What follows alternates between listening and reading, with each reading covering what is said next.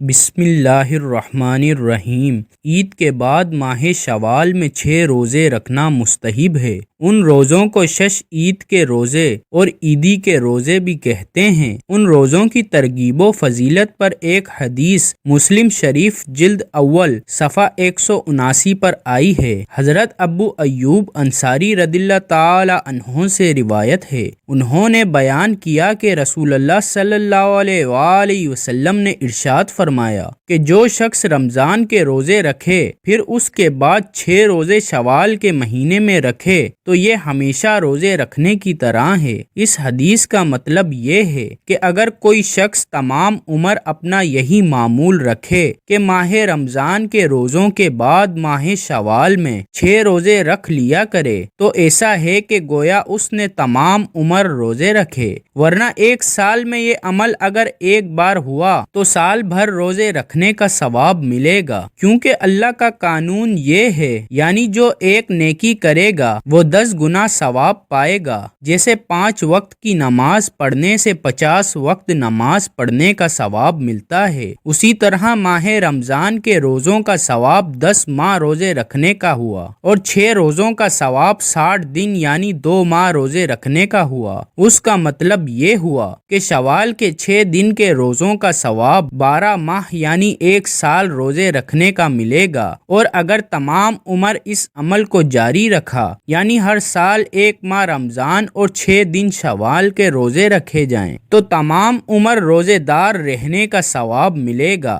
شارح مسلم امام نووی شافعی رحمۃ اللہ علیہ اس حدیث کی شرح میں لکھتے ہیں کہ یہ حدیث امام شافعی رحمۃ اللہ علیہ اور امام احمد رحمۃ اللہ علیہ وغیرہ کی اس بات پر دلیل ہے کہ عید الفطر کے بعد ماہ شوال میں 6 روزے مستحب ہیں، اور یہ بھی لکھا ہے کہ امام شافعی رحمۃ اللہ علیہ کے نزدیک مستحب یہ ہے کہ عید کے فوراً بعد یہ 6 روزے مسلسل رکھ لیے جائیں۔ اگر تاخیر کر کے شروع شوال یا آخر شوال میں بھی رکھ لیے جائیں تب بھی ٹھیک ہے، اس کو وہ فضیلت حاصل ہو جائے گی جو حدیث میں بیان کی گئی ہے۔ فقہ کی مشہور کتاب نور الیضاء میں صاحب نور الیضاء نے مستحب روزوں کا تذکرہ کرتے ہوئے لکھا ہے کہ احناف کے نزدیک مستحب روزے ہر ماہ میں 3 روزے ہیں، اور 3 میں بھی بہتر یہ ہے کہ ایام بعض یعنی چاند کی 13ویں 14ویں اور 15ویں تاریخ میں ہوں، اور پیر اور جمعرات کا روزہ اور شوال کے مہینے میں 6 روزے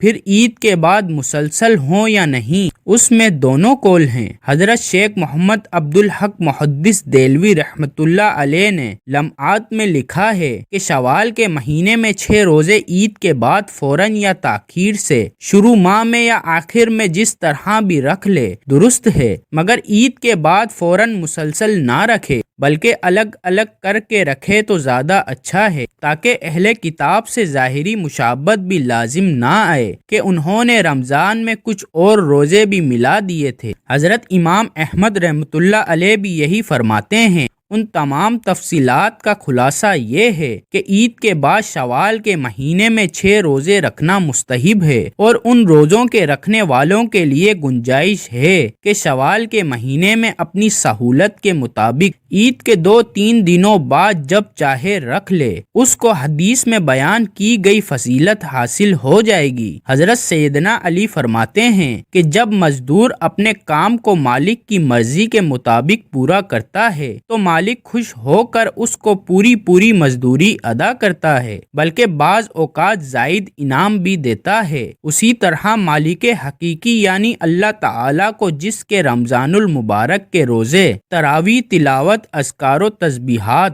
زکوٰۃ و صدقات اور دیگر عبادات و نوافل کے مجاہدے پسند آ گئے، اللہ تعالیٰ اس مومن کو ان اعمال کا پورا اجر و ثواب عطا فرماتا ہے، اور عید کے دن بطور انعام اس کو مغفرت و بخشش اور دنیا و آخرت کے بارے میں دعاؤں کی قبولیت کے تحفے عنایت فرما کر اس کے لیے تقوی والی زندگی کے فیصلے فرما دیتا ہے، اور نیک اعمال کی توفیق عطا فرما کر اس کو لباس تقوی سے مزین اور آراستہ فرما دیتا ہے، کیونکہ رمضان روزوں کا دنیا میں ملنے والا پھل اللہ تعالی نے تقوی ہی قرار دیا ہے۔ اے ایمان والو، تم پر روزے فرض کیے گئے ہیں جیسا کہ تم سے پہلے پر فرض کیے گئے تھے، تاکہ تم متقی بن جاؤ اور دوزخ سے بچ جاؤ۔ لہٰذا رمضان کے بعد اگر روزے دار کی زندگی میں انقلاب صالح پیدا ہو گیا، یعنی اگر پہلے وہ متقی و پابند شرع نہیں تھا اور رمضان کے بعد وہ پرہیزگار و دیندار ہو گیا، اور اگر دیندار تھا اور دیندار و تقوی میں ترقی ہو گئی، تو یہ اس بات کی علامت ہے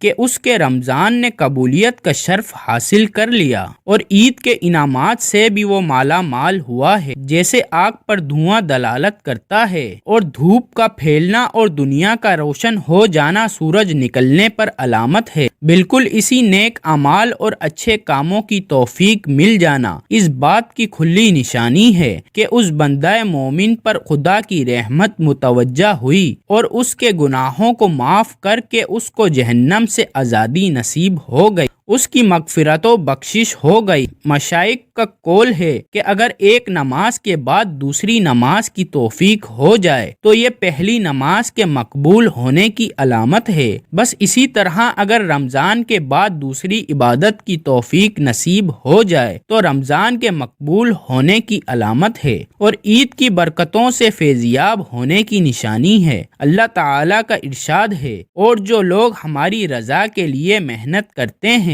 ہم ان کو اپنی راہوں پر چلنے کی ہدایت اور توفیق دیتے رہتے ہیں۔ یہ بات اپنی جگہ پر ٹھیک ہے کہ رمضان میں زیادہ عبادت کا اہتمام تھا، تراویح کی 20 رکعتیں تھیں، اب رمضان کے بعد وہ نہیں ہیں تو دیگر نوافل ہیں۔ بعض بزرگوں نے فرمایا کہ اگر عشاء کے وتر سے پہلے چند رکعت صلاۃ اللیل کی نیت سے پڑھ لے تو پڑھنے والا تہجد کی برکت سے محروم نہیں ہوتا، اور یہ ایک حدیث سے بھی ثابت ہے کہ عشاء کے فرض کے بعد جو نفل طور پر پڑھی جائے وہ صلاۃ اللیل یعنی تہجد میں شمار ہوگی۔ اسی طرح رمضان میں تلاوت کی مقدار زیادہ تھی، اب اتنی نہیں تو کچھ کم ہی صحیح، لیکن رمضان المبارک کے بعد تمام معاملات کو یکسر ختم کر دینا صحیح نہیں، بلکہ اللہ تعالی سے تعلق برقرار رکھنے کے لیے نفلی عبادتوں کا اہتمام رمضان کے بعد بھی ہونا چاہیے۔ اسی طرح معاشرے میں پھیلے ہوئے ہر طرح کے گناہوں سے بچنے کا اہتمام بھی کریں۔ دعا کے بارے میں اللہ تعالی نے فرمایا ہے کہ رمضان کے بعد یہ مت سمجھنا کہ اب دعا قبول نہیں ہوگی، بلکہ جب بھی تم اخلاص کے ساتھ اور دعا کے آداب کے ساتھ دعا مانگو گے تو انشاءاللہ اللہ تعالی دعا قبول فرمائے گا۔